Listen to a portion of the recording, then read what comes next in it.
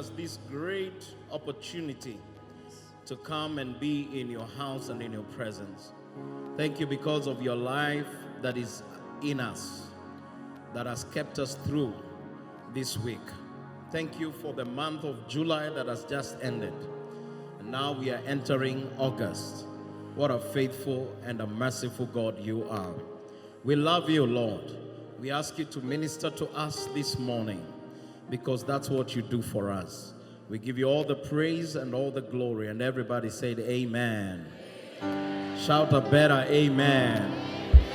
Why don't you lift up your hand and say, I am a winner. I am a winner. You must make a confession about your life. Say, I am a winner. I am a winner. I am a champion. I am a champion. I am who God says I am. God says I am.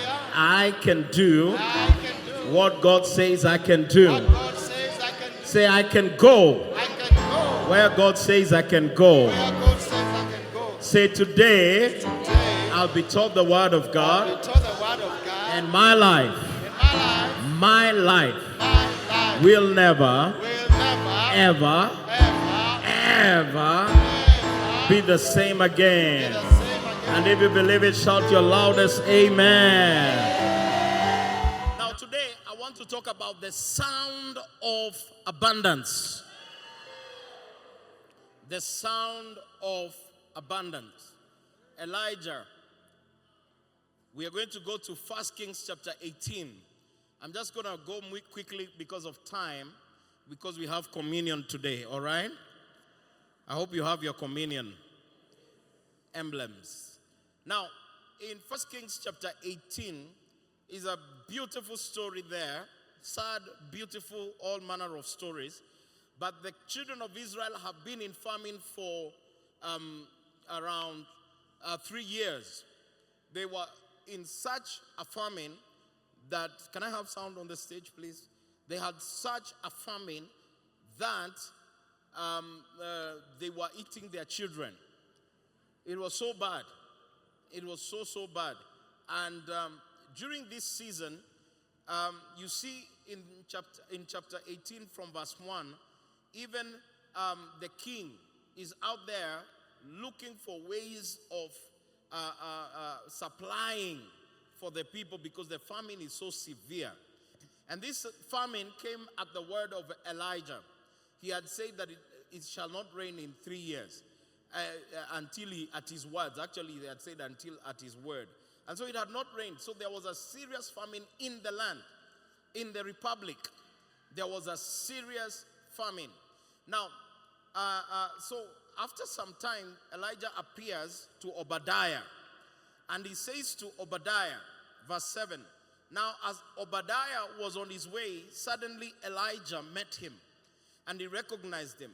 And he fell on his face and said, is that you, my Lord Elijah? And he answered him, it is I. Go tell your master, Elijah is here. I think you have heard that before. Elijah is here. You need to, some of you, you've been oppressed by the devil for a long time. But you need to tell the devil, you are here now. Yeah. Go and tell the devil, Jimmy is here. You can put your name there. So he said, have I sinned that you are delivering your servant? Now, the reason why Obadiah was so scared of going to tell Elijah, the king Ahab, that Elijah is here, is because Elijah looked like the wind. He could be here now, then you come looking for him, you can't find him. Like for those 3 years, the king had been looking for Elijah, and they could not find him, and he had not left the country. So now Obadiah is scared, and he is saying, have I sinned? Have I made a mistake for you to tell me to go and tell Ahab that you are here? He will kill me. Why? Verse 9, so he said, have I sinned that you are delivering your servant into the hand of Ahab to kill me? As the Lord your God lives, there is no nation or kingdom where my master has not sent someone to hunt for you. And when they said he's not here, he took an oath from the kingdom or the nation that they could not find you. Like they could not find him. Imagine. Imagine. Tell your neighbor, imagine. Any devil looking for you. This is just a prophetic service. You might not have notes. But any devil looking for you, you are going to be hidden in the blood. You are not going to be found. If he's looking to bring cancer into your life, you cannot be located. If he's looking to bring poverty and pain and sorrow in your life, you cannot be located. You are hidden by God. I hide all of you in the name of Jesus. Can I decree over your life? None of you will die before your time. In the name of Jesus Christ, I decree over your life that you are going to survive. You're going to make it. You're going to pull through. Just like Elijah, you cannot be located by the enemy. Shout your loudest amen. Amen. Sit down. We are still reading the word. And I'm about to finish. Don't worry. I'm just going to show you something and then we finish. And he would look for Elijah everywhere. And he could not find him. So the Bible says that he made that nation to take an oath that they have not seen Elijah, that they are not hiding him. And now you say, go tell your master Elijah is here. And it shall come to pass, as soon as I am gone from you, that the Spirit of the Lord will carry you to a place I do not know. So when I go and tell Ahab, and he cannot find you, he will kill me. But I, your servant, so he's now tearing himself, Obadiah. He's trying to say, I'm not like Ahab. I'm not a bad guy. Why do you want me to die? So he says, I, your servant, I have feared the Lord from my youth. Was it not reported to you, reported to my Lord, that I did what I did when Jezebel killed the prophets of the Lord? He said, how I hid 100 men of the Lord's prophet, 50 to a cave, and fed them with bread and with water. And now you say, go tell your master Elijah is here. This is the third time. Elijah is here. Elijah is here. Elijah is here. He will kill me. Then Elijah said, as the Lord of hosts lives, before whom I stand, I will surely present myself to him today. So Obadiah went and went to meet Ahab and told him. And Ahab went to meet Elijah. Then it happened when Ahab saw Elijah that Ahab said to him, is that you, O troubler of Israel? And he answered, I have not troubled Israel, but you and your father's house have, in that you have forsaken the commandments of the Lord, and you have followed Baals, you have followed other gods. I want to pause here and tell you that one of the reasons why many of us feel discouraged and feel like God has forsaken us is because we have forsaken him, not the other way around. Hey, the church has gone quiet. Turn to your neighbor, tell your neighbor, you have forsaken the Lord. Yeah. And you have turned to other gods. Now, what are the other gods that you can turn to? You can turn to money as a god. You can turn to your job as a god. By the way, you can even turn to your spouse as a god. And the Bible teaches that Elijah tells him that the trouble that you are experiencing in this country is not me who has brought that trouble. He says to them, it is you who have forsaken God and you have turned to other gods. I want to decree to you today in this month of August, why can't we return to God? Why can't we pull down all the idols, all the Baals in our lives? And he says, now therefore send and gather all Israel to me on Mount Carmel, that the 450 prophets of Baal and the 400 prophets of Asherah who eat at Jezebel's table. So he says, I want us to prove who is God now. And that is what I feel that God wants to do in this new season of August. That God is going to confirm that he is better than your employer. Yeah. Many of you don't know that it is God who takes care of you, not your employment. God is going to prove to you that He is better than your salary. That is better than your government. Can I hear a loud amen? So He said, let's gather at Mount Carmel. So Ahab sent for all the children of Israel and gathered the prophets together at Mount Carmel. And verse 22, the Bible says, and Elijah came to all the people and said, how long will you falter between two opinions? If the Lord is God, follow Him. But if Baal, follow him. I want to tell somebody here today, decide who you will follow. Don't put one leg in the world and another leg in the kingdom. It is time for us to stand to be counted. God is looking for people who will not be ashamed. Oh yes. It's people who are going to say, I will not be ashamed of the gospel. For it is the power of God unto salvation. Do I have a witness in the house?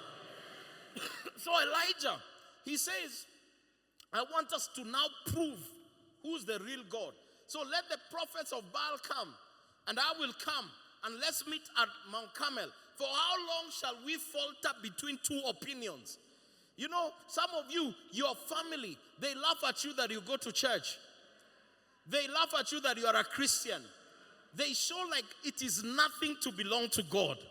But I feel like it's a season in our lives where God is going to say we cannot falter between two opinions. We are going to see which God is the real God. Is it money as a real God, or is it Jehovah Jireh? Is it Jehovah Shammah, or your business as a real God? Whatever it is that these people believe in that has caused them not to believe in God, Elijah said it is time for us to draw a clear line and decree and declare who is the true God. We shall not be here and there. We are going to see who is the true God. So these guys begin to prepare a place and something so that they can, an altar, so that they can begin to see who is a true God. I want to present to you the true God of our lives, and his name is Jehovah. Somebody say Jehovah, the Father of our Lord Jesus Christ. So what happened? The prophets of Baal, so they came and they started preparing their bull so that they can do a sacrifice and call down fire, so that the God who answers by fire will be the God that they will worship. I want you to know that our God answers by fire. Amen. So they put their things and they started praying. They started with the prophets of Baal. So verse 25, now Elijah said to the prophets of Baal, choose one bull for yourselves. Prepare it fast, for you are many. And call on the name of your God, but put no fire under it. Are you seeing it? So they took the bull which was given them, and they prepared it and called on the name of Baal from morning even till noon, saying, oh Baal, hear us. But there was no voice. No one answered. Then they leaped about the altar. They were leaping around the altar which they had made. Baal, please answer us. Answer us. I want to tell you, our God is not like that. This season, God will answer by fire.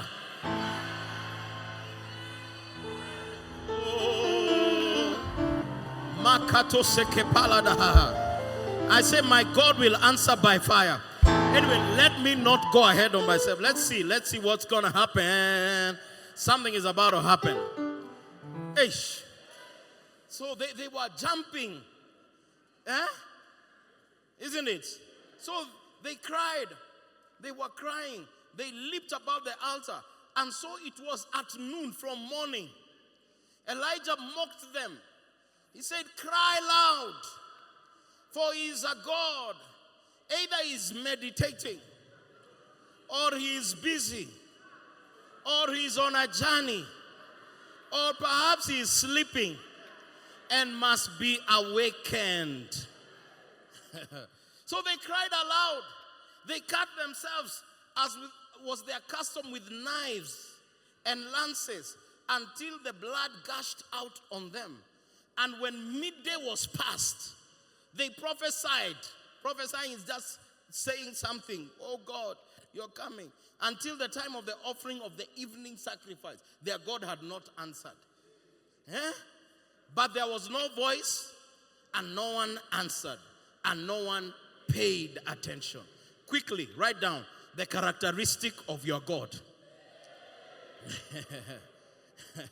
Your God does not meditate. Is not daydreaming. Your God is alert. That is number one.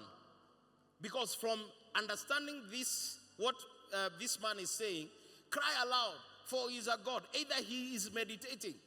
Because I want you to know our God is not absent-minded about what you're going through. He is not meditating. He is God.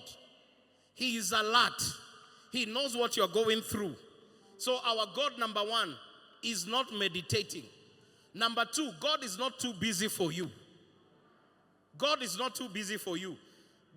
This guy called Elijah, he said, he is busy. Maybe your God is busy. But my God, the one I'm introducing to you, he is not busy for you. Oh, amen. Number three, he is not on a journey. Our God does not go on a journey and leave you. And he is not on a journey that he does not understand what's happening in your life. Number three, he does not sleep. My God does not sleep. They say in the word, he asked them, maybe he's sleeping. Another version even says, maybe he has gone to the toilet. That is not my God. My God is not sleeping. He neither sleeps nor slumbers. So he does not need to be awakened. He is awake. Somebody say he is awake. Now, your God does not require you to cry out loud for hours for him to answer you. He hears your prayers. He answers your prayers. The Bible says, but there was no voice and no one answered. Our God is a speaking God. He cannot hold his word against you. He speaks. Somebody say he speaks. He is not an idol that have eyes that cannot see, mouth that cannot speak, ears that cannot hear. So God hears your prayer and God answers our prayers. Amen. And then no one paid attention. Our God is paying attention about every detail of your life. There is no detail of your life that God is not interested in. So Elijah, by talking about Baal, he teaches us how our God is like. And he shows that our God is not meditating. Our God is not busy. Our God is not on a journey. Or perhaps he is not sleeping. He is not sleeping. No, he does not sleep. No slumber. He does not need us to do so much for him to answer us. We don't need to cut ourselves for him to answer us. He is a God who speaks and is a God who answers. Any long-standing prayer that you have had for a long time, I pray for an open heaven in Jesus' mighty name. Amen. Now Elijah told the people, come near to me. So all the people came near to him, and he repaired the altar of the Lord. Could it be that you stopped having an altar? You know what an altar is? It's your place of prayer. It's your place of fellowship with God. Maybe you feel that God is no longer your friend because you left the altar, the place of sacrifice, the place where you used to hang out with him. You no longer do your quiet time. You no longer have a special place where you meet with God. When Elijah wanted the move of God, the Bible says he repaired the altar. I'm here to tell you that because August is our month of continued supernatural supply, it is time for you to repair your place of fellowship with God. It is time you tell your heart, go back to your place of fellowship with God. God has been missing you. Oh, can I talk to somebody in the house? It is time for you to push yourself back to the place of prayer. Somebody say, I'm going to my altar. I'm repairing my altar. And Elijah took 12 stones according to the number of the tribes of sons of Jacob, whom the word of the Lord had come, saying, Israel shall be your name. Then with the stones he built an altar in the name of the Lord, and he made a trench around the altar, and large enough to hold 2 seahs of seeds. And he put the wood in order, cut the bull in pieces, and laid it on the wood. I want to tell you, it is time for us to go back to the place of our altar. And it's time for us to give ourselves as a living sacrifice. Prepare the wood and prepare the place where you can place the altar. And who is the sacrifice? Say, I am the sacrifice. I am going to give myself as a living sacrifice, because it is time for us not to be confused on who is God. Is it Baal or is it Jehovah? I am going to lay myself on the altar. I am going to find time and lay on the floor and call on the name of the Lord. I'm going to go back to my place of fellowship, because I need God. I need His power. I need His presence. Somebody touch your neighbor and tell your neighbor, neighbor, go back to your place of prayer. Go back to your place of fellowship. Go back to your place of sacrifice. Because God, I say God, is about to show Himself. But you have to go back. Go back to that place you used to kneel down. Go back to that place where you used to lie down. Go back to that place you used to say, Lord, here I am to worship. Here I am to bow down. Here I am to say that you are my God. Elijah prepared the altar. He prepared the altar. He put the wood in its rightful place. He even said, come, bring water. The Bible says the word of God is water. He poured water round about it. You see, the problem with you is that you have all the news about even what the president's speech is going to be tomorrow. You have every information. You know who's going out with who is cheating with who is drinking with who is pregnant, who is not pregnant, who gets babies, who doesn't get babies. You have all the useless information. But you don't have the word. It is time for you to go back to your Bible. Look, I only have a few minutes. And I'm telling you, it's time for you to go back to your Bible. That's why Elijah, he dug around. And then he said, fill 4 water pots with water and pour it on the burnt sacrifice on the wood. There can never be a move of God without the word. You must love the word. Start fellowshipping with the word. Stop hearing messages.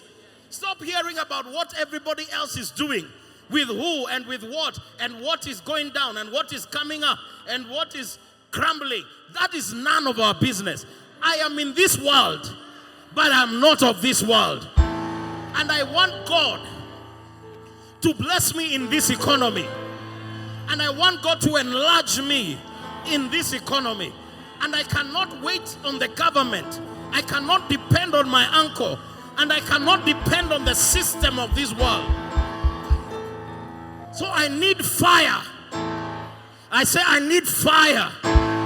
from above. I need a miracle from above. I need a power from above. Oh, you have been living a power. Wait, don't hit the drum. I'm saying I need power from above. I need God to confirm His word in my life. We look powerless because we left the place of the altar. That is why we cannot see power. That is why we are so concerned about everything else but God's word and our relationship with God. And God is saying, it is time for you to repair the altar. Touch 3 people and tell them, repair the altar, my friend. Tell them you have your family altar, you have your personal altar. Repair it. Go back to that place. Invite God into that place again. Invite God in your business. Where is God in your family? Where is God in your business? Everybody's just doing what they do. Nobody cares about their relationship with God. Nobody is praying together again. Nobody is coming to pray again. You are just trying to run your life like worldly people. I'm here in the name of Jesus to tell you it's time for you to turn back and go back and repair the altar. Somebody say, my family altar. Start having fellowship with your children again. Start having fellowship with your spouse again. Call on the name of the Lord in your house again. Start reading the word again. When you wake up, the first thing you open is Facebook. When you're in a matatu, TikTok. 3 hours. Where is God? Where is God? I'm asking, where is God in your business? Where is God in your home? Where is God on your phone? Some of you even, if we check your phone now, we see porn sites. Chinese.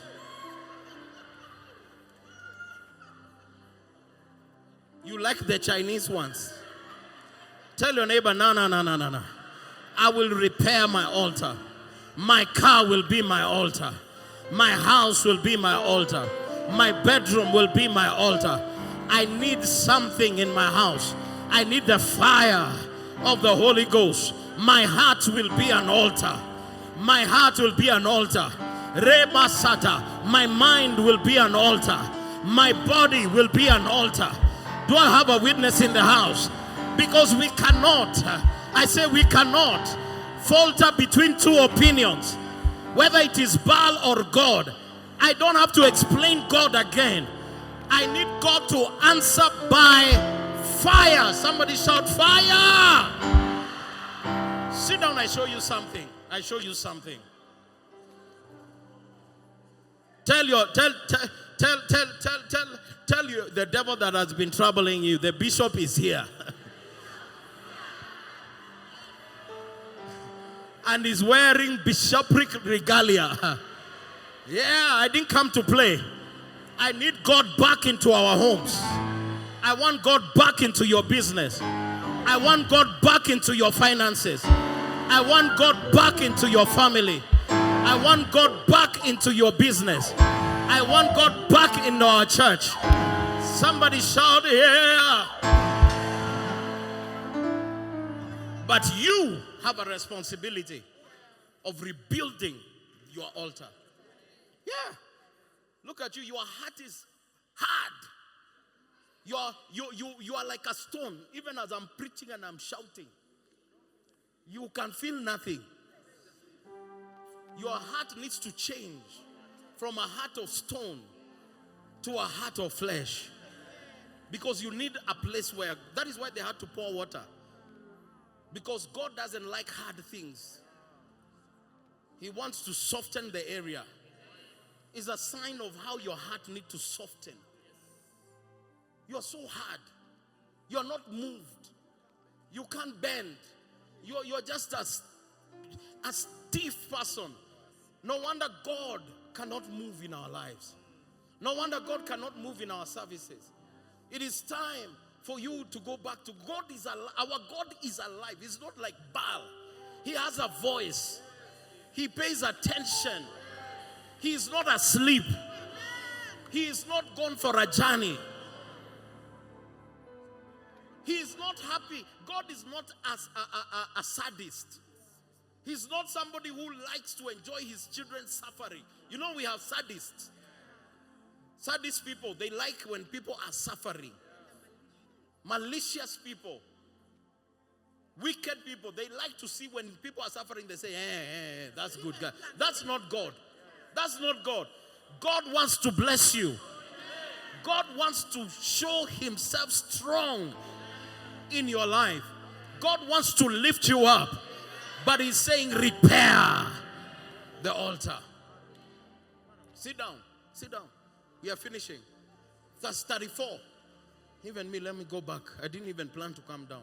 Tell your neighbor, my God is able to do exceedingly, abundantly, far above all that you might think or imagine. That is what my God is able to do. So the Bible says that they did it and they finished. Now it was time. So he put the wood. Then he said, do it a second time. He poured the water a second time. And they did it a second time. And he said, do it a third time. You must soak yourself in the word. God is only committed, do you understand, to his word, not to your emotions. To his word. So, sio Mungu anaumia. When you don't put his word in you, he's not the one hurting. You're the one hurting. You're the one hurting your destiny. Yeah. So he said, put it a second time, at that time. And they did it at that time. All right? So the water rained all around. You see, when you pour his word in you, it begins to spill over. Look at that. So the water rained all around the altar and also filled the trench with water. It begins to overflow. No wonder you don't have joy. No wonder you don't have faith. Faith comes by hearing, and hearing by the word of God. Without faith, it is impossible to please him. You see, you have become so worldly. You reason like the world. You talk like the world. You behave like the world. You have become so worldly because you lack the word. Because if you have the word, what will spill out of you is the word. So if people say nikubaya, unasema sio kwangu. I don't know what somebody said the other day, one of the people. I said, no, not me. Some statement that is going around, I don't know. I said, no, not me. You say what that one, it will happen to your life, not mine. Because when you're a man of faith, you don't align with what the world is saying. You align with what God is saying. To experience God in your life, you must align with what he's saying. But do you know what he's saying? No. Why? You spend time on Facebook. TikTok. At a TikTok, ni kama ukimira, if you remove your makamasi, TikTok comes out of your makamasi. If blood comes out of you, Instagram comes out of you. And it came to pass at the time of the offering of the evening sacrifice, that Elijah, the prophet, came near and said, Lord God of Abraham, Isaac, and Israel, let it be known this day that you are God in Israel, and I am your servant. Can you say that in your office? Can you say that in your family? Let it be known today that I'm your servant and that you are God in Israel. First of all, wewe hata kuchukua tu kazi kidogo kwa kanisa ya masaa mawili, umekataa. So you want to say, Lord, I'm your servant. Lord, I'm your servant. Hata tithe, wewe kula mpaka umenona. As you are sitting here, you are an active robber.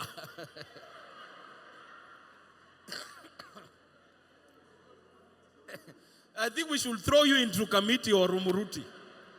You are an active robber. And you are so powerful that you rob God and you are not afraid. Ule tu mtu anaweza kusaidia hii dunia ni Mungu, my friend. And you are robbing from him. But I'm telling you, August has come. And August, as I feel in my spirit, I've been brooding over this word from yesterday. I think 2 days ago. I feel like that is why it's a Rema word. It does not have notes. I'm here to tell you, know, if I want to give you notes, I can give you notes. But I'm here today as a prophet. I'm prophesying. Shake your neighbor and tell your neighbor, neighbor, make yourself a servant of God. Make yourself a son of God. Make yourself a child of God. Make yourself a reader of the word. You don't read the word. No wonder you are always angry at the church. The church is a scam. Because you are expecting a miracle. But when the fire of God comes, there is no sacrifice. The altar is destroyed. There is nothing for God to release the fire on. It's dry. Look at your heart. Ngumu. Kama kaimati. No. Kama ngumu. Shake your neighbor. I don't know why your neighbor is not being shaken. Tell them, be shaken now. Be shaken now. Can I prophesy to somebody? I hear in the realms of the spirit, I'm about to do a new thing. I'm about to release a fire in your heart. I'm about to release a fire in your house. I'm about to release a fire around you. You're going back to your first love. You're going back to your first love. You're going back. Going back, you're going back, you're going back to your place of prayer, to your place of sacrifice, and I'm about to release a fire there.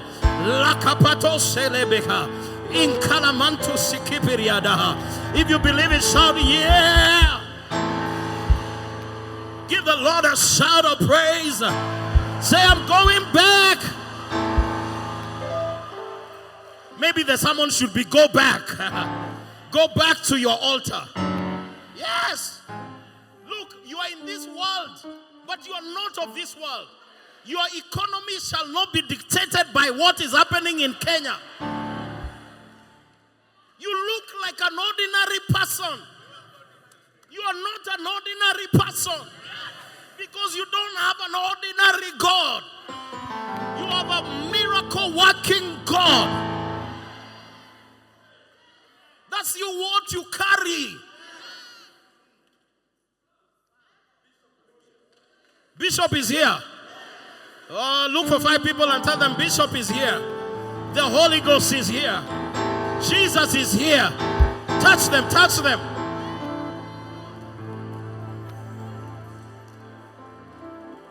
Hallelujah. Tell your neighbor, I'm not going to live by the stock market. I'm going to live a supernatural life. Financially. Look at you. You are full of fear. Do you know why you're afraid? Because you don't have God. You don't have His word. Yeah. One of the signs that you are minus God's word is your fear. So afraid. You are always thinking about what you will lose. Not that you are going to gain. So umekausha. Hata huwezi pea mtu hata thao. Hata unaona ukitoa economy ni mbaya. You are of this world. Me, I'm not of this world. Yeah. I think just for the last few days, I've given a lot of money. Just giving.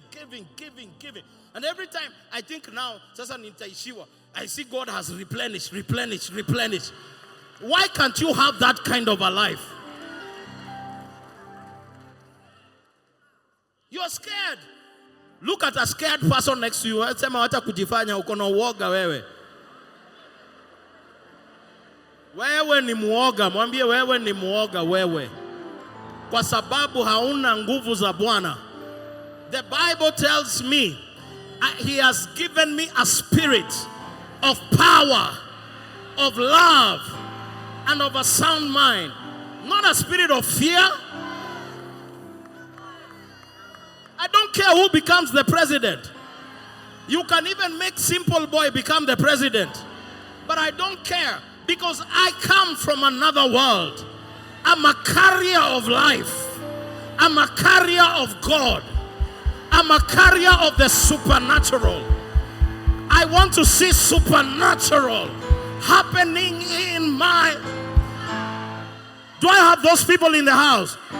Give the Lord a kakuta sakapayana.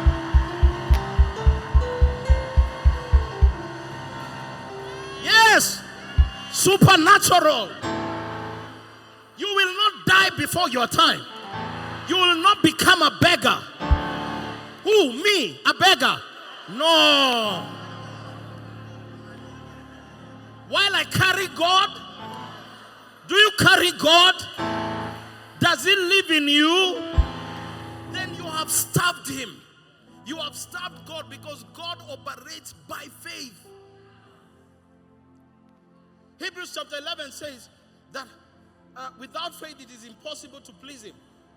For those, he who come to Him must believe that He is, and that He is a rewarder. Somebody say reward.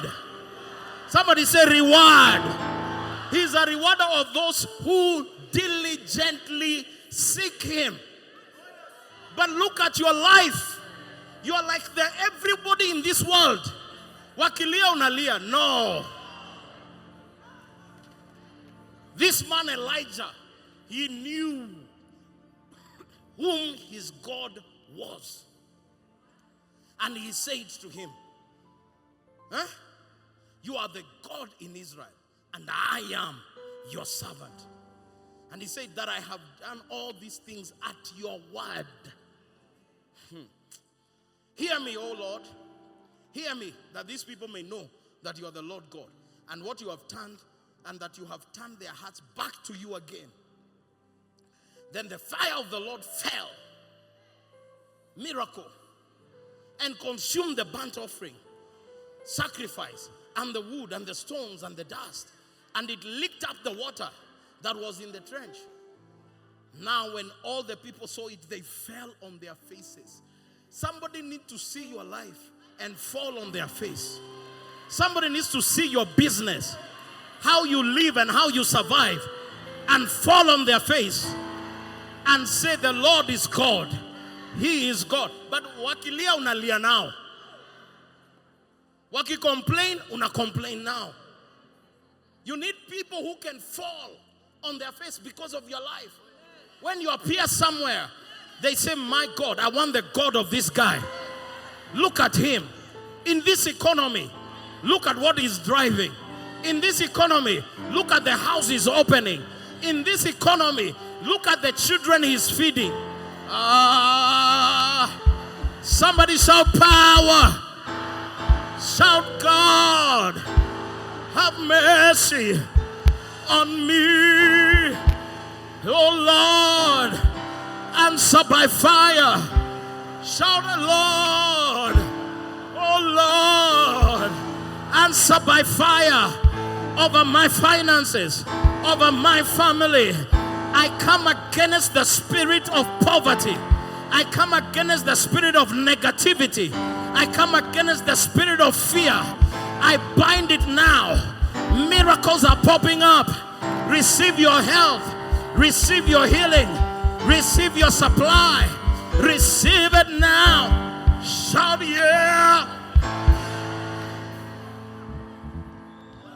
My God shall supply all.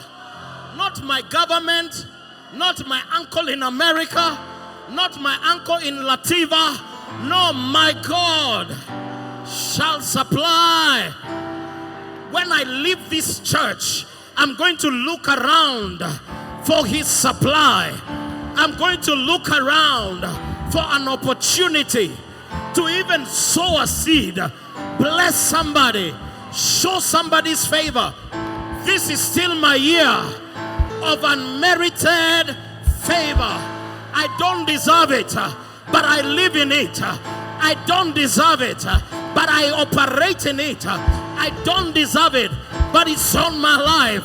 I feel like flying now. Shout yeah.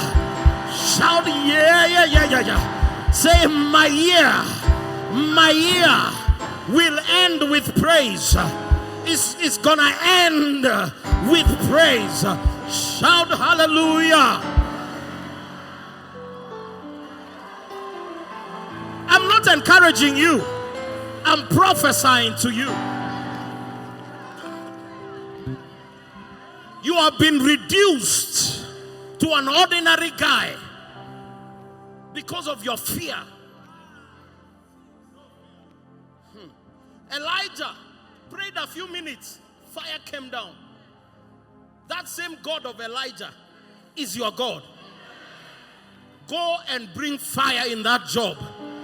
Go and call customers from wherever they are. You are the one who abandoned your place of prayer. You are the one who abandoned your place of the word. That is why if God comes, he has nothing to consume. After this incident, he killed all the prophets of Baal. And then now brings me to the end of my message.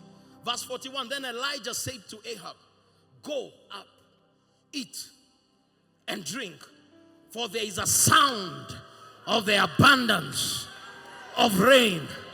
And I'm here to prophesy to you. Stop crying. Stop moaning. Go eat and drink, for there is a sound of the abundance of rain. So Ahab went up to eat and drink, and Elijah went up to the top of Carmel, and he bowed down on the ground and put his face between his knees and said to his servant, go up now, look towards the sea. So he went up and looked, and there is nothing. I pray that God will open your eyes to see. 7 times he said, go again. Then it came to pass on the 7th time he said, there is a cloud. You see, God doesn't need to show you a big sign. No, you just need to see a cloud the size of a man's hand rising out of the sea. This is the sound of the abundance of rain. A man of faith does not hear what everybody else is hearing. They hear what God wants them to hear. They speak what God wants them to speak. Everybody might not be seeing the size of the cloud like the size of a man's hand. I don't care what you see. I don't care what you're seeing. You might be blind in the spirit. But I'm here to tell you what is happening in the realms of the spirit. I'm telling you that there is a sound of abundance of rain. I prophesy over your finances. The sound of the abundance of rain. Some of you are about to break through. If you go to your place of the altar, you are about to hold money you have never held in your entire life. You're about to enter places you never thought you could enter, because you are returning to the Lord. Shake for, I think you're standing next to the wrong person. Look for a man of faith. Hold their hand and begin to speak in tongues and say, I decree, I declare abundance, abundance, abundance. Kaya makatosha, reka pala mahada, ishamanda labaka, abundance, abundance of rain, reka pala maka, abundance, abundance of money, abundance of breakthrough, abundance, abundance. I hear the sound of the abundance of rain. Your famine is breaking. Your famine is coming to an end. Your famine